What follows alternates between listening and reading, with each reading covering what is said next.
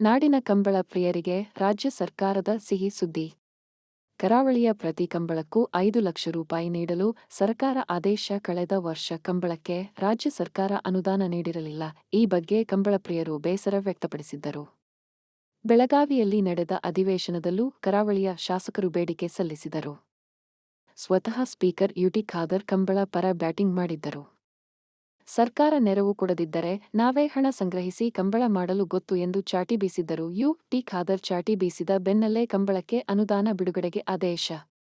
ಮುಖ್ಯಮಂತ್ರಿಗಳ ಶಿಫಾರಸಿನ ಮೇರೆಗೆ ಪ್ರವಾಸೋದ್ಯಮ ಸಚಿವ ಎಚ್.ಕೆ. ಪಾಟೀಲ್ ಆದೇಶ. ಕಾಸರಗೋಡು, ಉಡುಪಿ, ಬೆಂಗಳೂರು ಹಾಗೂ ಈ ರಾಜ್ಯದ ಮತ್ತು ದೇಶದ ಕಂಬಳಾಭಿಮಾನಿಗಳಿಗೆ ನಮ್ಮ ಕರ್ನಾಟಕ ಸರ್ಕಾರ ಒಂದು ಸಿಹಿ ಸುದ್ದಿಯನ್ನು ನೀಡಿದೆ. ಎಲ್ಲ ನಮ್ಮ 24-25ನೇ ಸಾಲಿನ ಸುಮಾರು 24 ಕಂಬಳಗಳು ಜೋಡುಕರೆಯಾಗಿ ನಡೀತಾ ಇದೆ.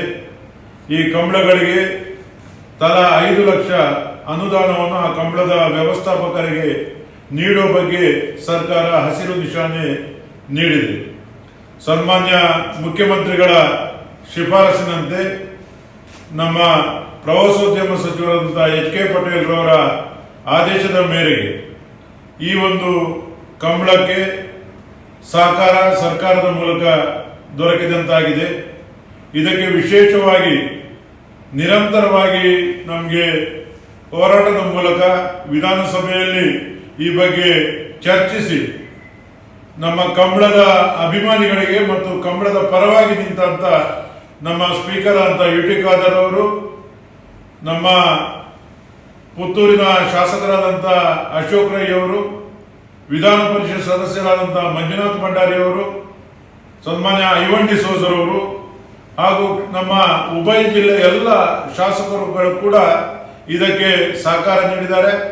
ಅವರೆಲ್ಲರಿಗೂ ಕೂಡ ನಾನು ಕಂಬಳ ಸಮಿತಿಯ ಅಧ್ಯಕ್ಷನಾಗಿ ಅಭಿನಂದನೆಯನ್ನು ಸಲ್ಲಿಸ್ತಾ ಇದ್ದೇನೆ.